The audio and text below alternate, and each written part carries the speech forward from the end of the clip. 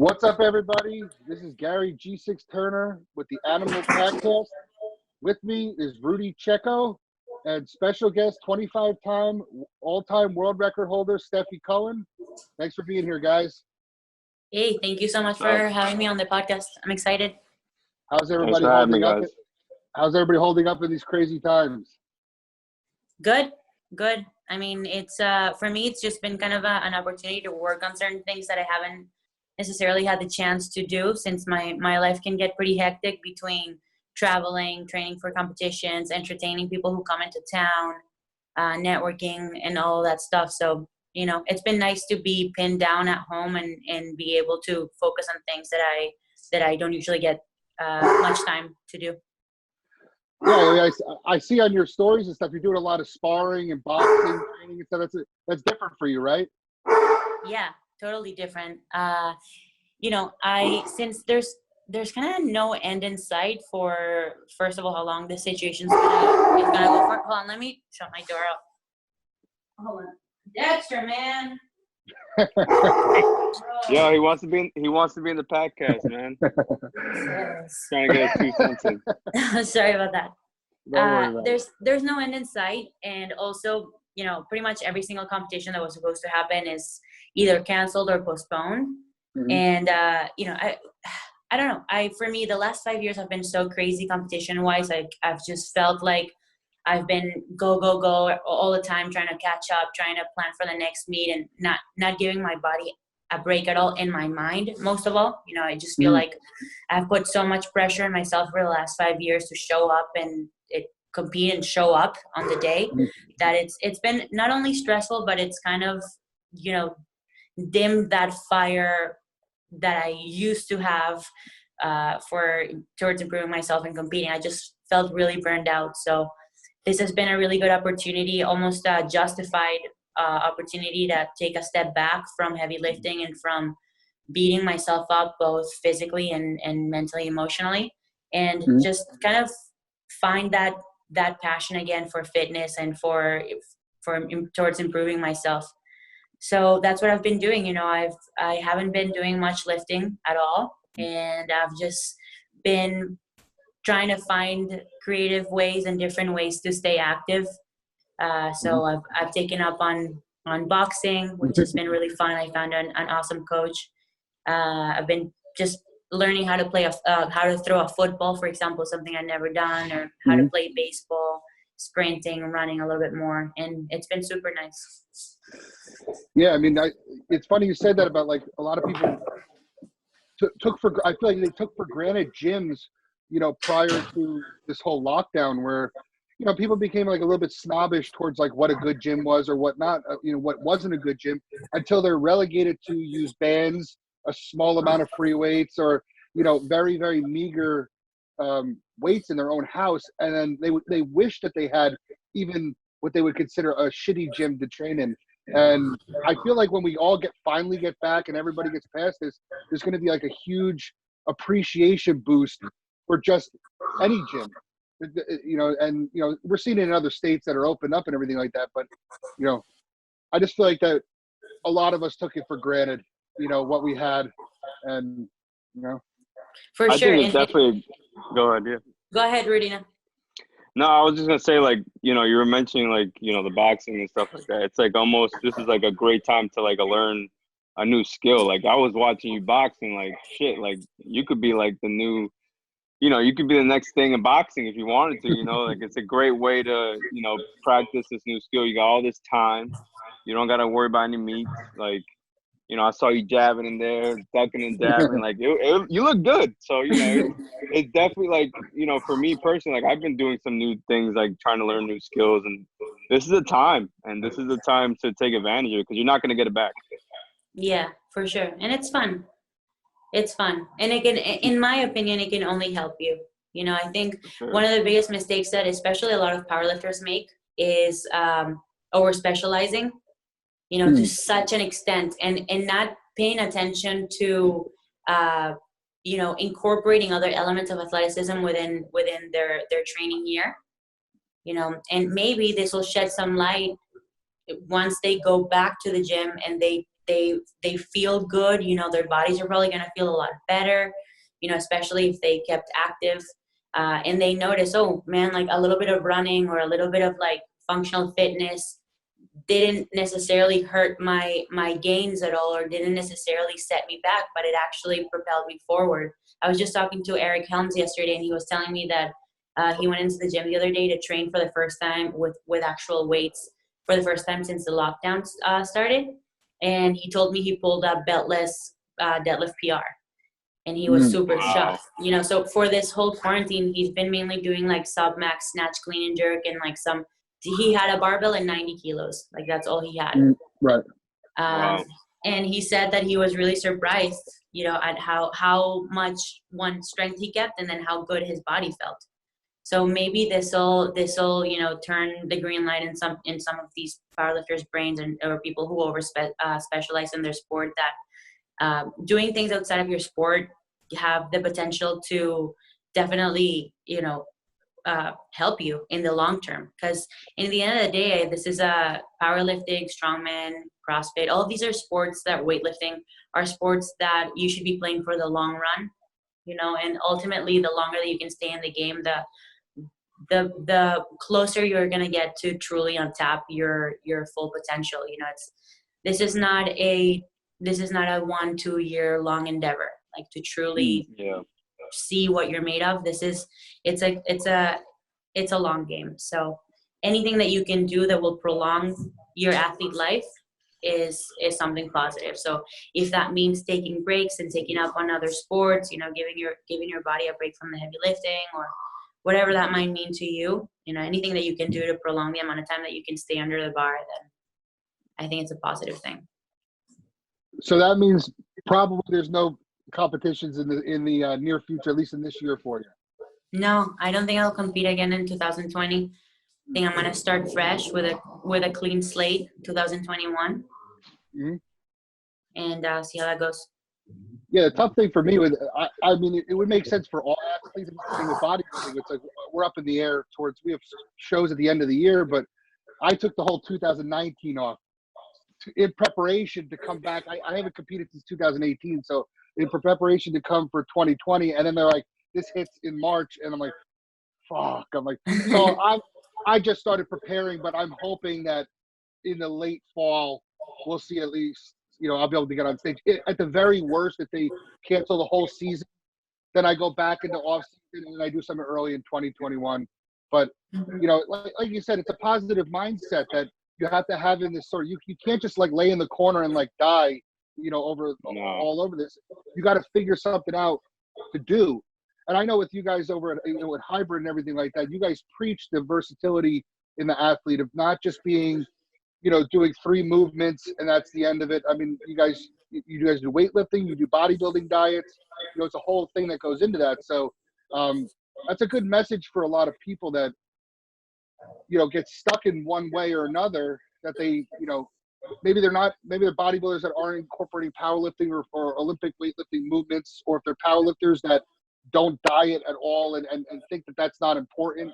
So it's a good message to bring, you know, out to try something different, and this is the time to do it. For sure. I loved your last video, Stefi. Sorry, I didn't mean to interrupt you, but your last video on YouTube when you were training with Ben, and you guys you were doing such like lightweight, but the way he was making you guys do it was like very like technical, very like, you know, precise on how to use specific muscle when you're training with that machine. And it was funny because you were like, damn, like bodybuilding is harder than powerlifting. And I was like, shit, like, you know, thinking about it, I was like, huh, you know, she has a point. And then when you started mentioning the diet, I'm like, damn, like that shit is really hard, man. Because I disagree with that. I disagree with that, and I'll tell you why. You disagree with that? I think that bodybuilding, yes, you have to be able to connect the muscle like more like in certain moves, but and the diet is more tedious, but that's a discipline thing. For me, the reason why I've never done a powerlifting meet is because, one, I've had a major pec tear, and I know that for you to go for an absolute max effort, you know, on your 3rd attempt, like you cannot have any hesitation or any fear that something bad's going to happen. Especially, you know, these guys got 1,000 pounds that are squatting on their back, and if you're at that absolute 100% max, like really bad things can happen to you if something goes wrong at that point. And I'm like, I always say that powerlifters, they have like they have balls to be able to get under that sort of weight and put that kind of effort. And if they hold back, then you're not going to get the weight. So I think that bodybuilding is, I think, more tedious and disciplined, but I think that powerlifting's harder. I think, yeah.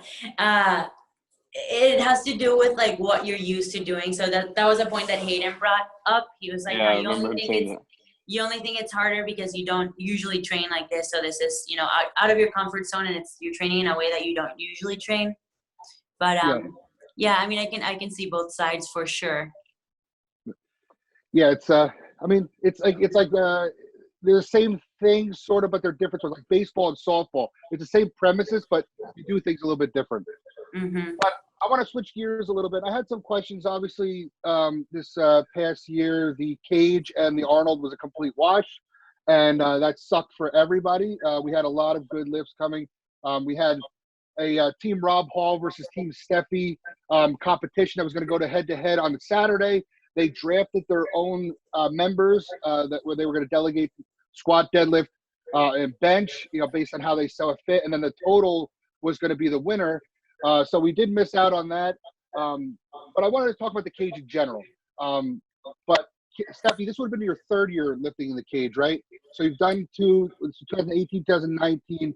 What was like the first time that you heard about the cage? Well, I mean, I had known about the cage since pretty much I picked up a weight, 8 years ago. I knew that was kind of like a big deal. You know, everyone watches the videos on YouTube of the cage because they're so historic and so iconic. So I've known about it since forever, but I guess I never imagined that it was even a possibility for me to be there. And Hayden tells a similar story. Hayden got introduced to my partner, got introduced to lifting when he was 11 or 12. And, he was there with me the first time I came into the cage, and it was so surreal for him. He was like, even though he wasn't lifting, he just could not believe that he was in there, right? It's just it's such a rush, man. It's so amazing.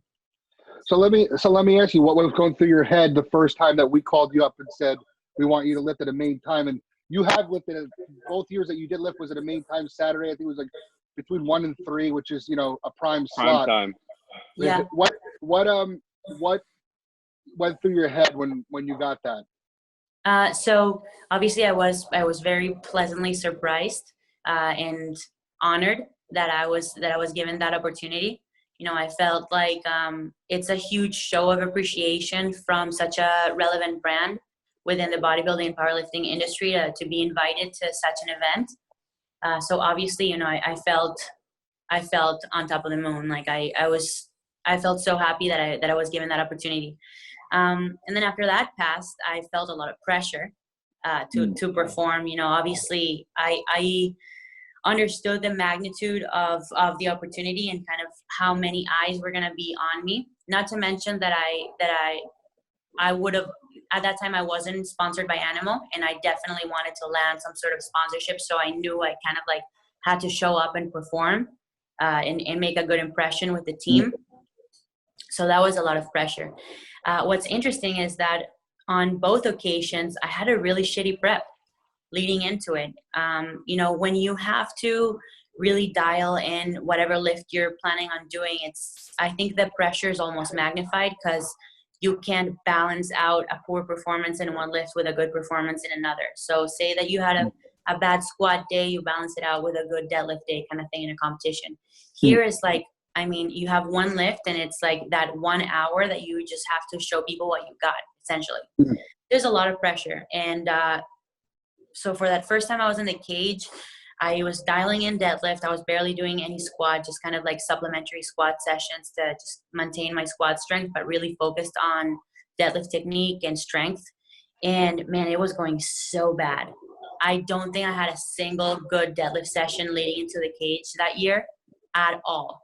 I was hitting well below my usual numbers. I wasn't feeling good. I felt like I almost like forgot how to deadlift because of like how meticulous I had gotten at that point, that it was to my detriment to a certain extent. And man, when you're in that cage and you have all those eyes on you and there's this just so much expectation and so much pressure. I'm lucky because I feel like I'm one of those lifters that rises up to the occasion every time. And I'm just able to like turn it on to the next gear. And it's like in my head, you know, I always tell myself like, this is it, right? Like there's no, you know, there's no packing up your shit and leaving if you have a bad day. It's either you do well or you do well, or you're going to embarrass yourself in front of hundreds of thousands of people and you're going to feel disappointed in yourself. So at that point, it's like either you do it or you do it kind of thing, you know. And I had a number in my head of what I wanted to hit. I think at that time it was 535 I wanted to hit because my best was 525. So I wanted to either hit 525 or hit a little bit above. And man, like right? 547 I did. Yeah. Jesus. At the cage that year, right? Yeah. That was is that still the PR? That is still a PR. Yeah, 2 years ago. It's not to cut you off completely. It's the adrenaline that you get in that cage. That and I know because I've done a bros versus pros challenge. I never had a main lift because I'm not a power lifter. I don't really do anything that exciting. But I stepped in for a bros versus pros squat challenge against Jordan Wong. I think it was 2014, and we did 315 squat for as many as you could do. And I thought I was going to do like 17, and I'm like, and that was like, I thought it would be like okay. And I remember Frank McGrath told me, he goes, "You're going to do a lot more than 17 reps." I go, "I don't think so." I did 33. You just got like a rhythm, and you just like looked out, and people were just like going crazy, and then you just like felt like that rush. And Jordan ended up doing 34, and he like almost died because powerlifters do not do 34 reps at anything. And but yeah, the feeling, it's like a do or die thing. And my event was such lower magnitude. It was just to fill the time frame of just something fun. But you know, especially yours, you know, you bring in such an enormous crowd. Even by then, you were well known. You know, it wasn't like, you know, who's this girl? And you know, at the time, and this is not a knock on you, I didn't know who you were until you walked in, and Eric Schwartz said, "Watch this." He goes, "This is gonna be ridiculous." And I think it was a long time ago, but I think your second to last top set was going to be your top set. And then, of course, you pushed it. And the same thing happened in 2019, right, with your squat. You hit 495 on the squat that year, right? Yeah. And which was insane because what did you weigh in on that year? About 125? About 125, yeah. Jeez. Rudy, can you do 495? I could do 495. Come on, my best has been like 5. I think I did it at your meet, Stefi. My best was 525, I believe. That's true. It was easy too. Yeah, I mean, it's crazy. You guys talk about the cage. You know, like I started off at Universal as a videographer, so I've seen the cages from 2016 and moving forward, recording the videos and looking through the lens. I've never been able to see it like just full in person till last year actually. And watching it through the lens, you guys, it's a whole different feeling because it's almost I can feel what you're feeling in that lift. Like I still remember specifically filming your deadlift, Stefi, and like I could just feel that like passion behind it and that like just that emotion that you were just gonna like crush that lift. And then like I still remember when you were like add more weight to hit the 5, I think it was like 547. Like you were just like you were so focused, you're so in the zone. And like to me, when I get to see those athletes through the lens, as I know like what's gonna be edited later, I mean I'm getting chills right now thinking about it. Like it's crazy because no, I was just gonna say, it's just crazy to me. It's just, I see it so differently how you guys see it because I get to see it through the lens, and through the lens, it's like a whole different animal. I bet. It's really an unbelievable thing that's been created. And it was long before I was ever with the company. I wish that in bodybuilding there could ever be something that like a company could create that like could replace even what the platform is, because. Like, I don't know if this is yours and you can answer this, but I know a lot of other powerlifters have said that the cage lifting is more important than their sanction lifting in some regards in terms of getting their name out there, the eyeballs that are seen, the intensity, rather than some powerlifting meets are small. Like, it's just like, okay, good lift, 3 white lights and that's it. But the cage is different. So do you, obviously you said there's a lot of pressure going in on into the cage.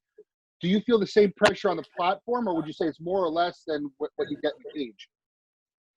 It's pretty similar, but I think, the underlying reason for the pressure is a little bit different. So obviously as a power lifter, I still have to show that I'm a power lifter and put on numbers on the platform. Like that's essentially the basis of your reputation. Gym lifts are great and all of that for Instagram clout, but to really establish yourself as a reputable power lifter, you need to show up to a competition, weigh in, perform like a professional and put the numbers that you've been saying you're going to hit, or, to have something to like back up all your claims of why you think you're the best power lifter kind of thing.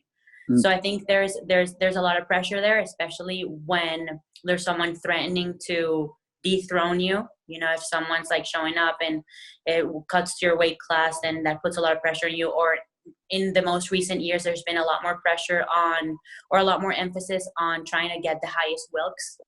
That's been kind of like the new thing. And man, I mean, we've been pushing ourselves hard. I mean, only a couple of years ago, I think the best female Wilks was like 630 by what's her name, Eva Dunbar, I believe.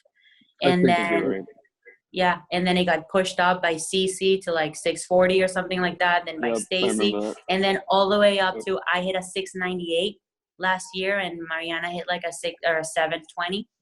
It's crazy. Like it is crazy, just the amount of pressure and how much these girls have been pushing. So on that end, I mean, obviously I think I feel like it's really relevant and important for me to show up in those meets. And then on the other hand, for the cage, it's more a matter of, like you said, it is a huge opportunity to get your name out there, because the people who are spectating that event are not just powerlifters, which is the case for a lot of powerlifting meets, is just powerlifters watching. Whereas there, you have the exposure.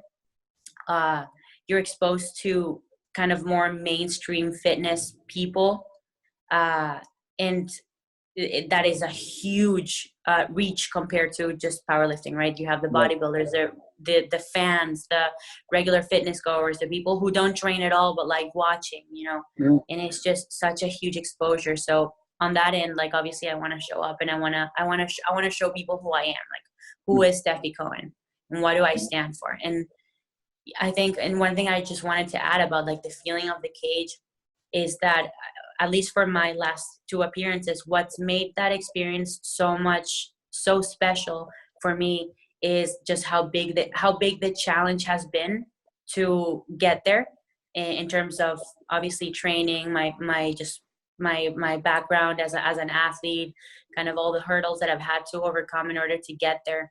Because I got me thinking, because Hayden recently asked me what's been my favorite moment in powerlifting. And I answered with meets that didn't necessarily reflect my best performance, but the reason why they were so fulfilling and why they were so emotional for me is because of the challenges that I overcame. So that's part of what has made the cage so special for me, has been the fact that I've had really subpar and mediocre training cycles leading into it, and I've still been able to show up on the day. So that's been what's made it really special for me. I don't know. I just deviated from your question there, but that's okay. No, it's a good message for a lot of people out there that think that, professional athletes, bodybuilders, powerlifters, whoever, that we're all smooth sailing, where it's going to be, perfectly get to the gym or whatever their training session is, and the diet's always perfect or the food's always there. And I mean, there's a lot of obstacles that come in the way, that the better athletes are just better at balancing and fighting through, sidestepping roadblocks and handling their business, rather than throwing their hands up in the air. And by overcoming all these things, that's what makes the final destination so much better. And it's like you said that, I've never been mad after a bodybuilding meet. I've not won that many. A few I have, but a lot I haven't. And I've never walked off the stage and been pissed off, because I've never missed a meal or a training session. That's not me, boasting or anything like that. It's just the fact is that I never left the stone unturned on the process. So when I got to the final destination, I appreciated being there. And the final outcome was just what it was, you know? Mm-hmm. So it's, you know, sometimes the outcome, like you said, it wasn't your best meet, but you overcome challenges that to get there made it more meaningful than one you might have cruised through, or a meet that you set a PR, but you know, it really, not that there wasn't much to it, but there was less than there was in more troublesome meets. Exactly. So, What do they say? The higher the mountain, or the steeper the mountain, the higher the mountain, the better the view. Is that what they say? something like, yeah. Something like that. I'm not great with saying, so I'm not gonna even confirm you on that. I mean, you guys know Sounds what I good mean. to me. I know what you Sounds mean, good. though. Yeah. Just a quick pause though. We have 4 minutes on this left. It's asked me to upgrade, and I have to pay for it. So we're gonna wrap this up right now. Basically, thank you for being here, Stefi and Rudy. This is basically another episode of the Animal Pakcast. For Stefi Cohen and Rudy Checo, I'm Gary G6 Turner, signing out.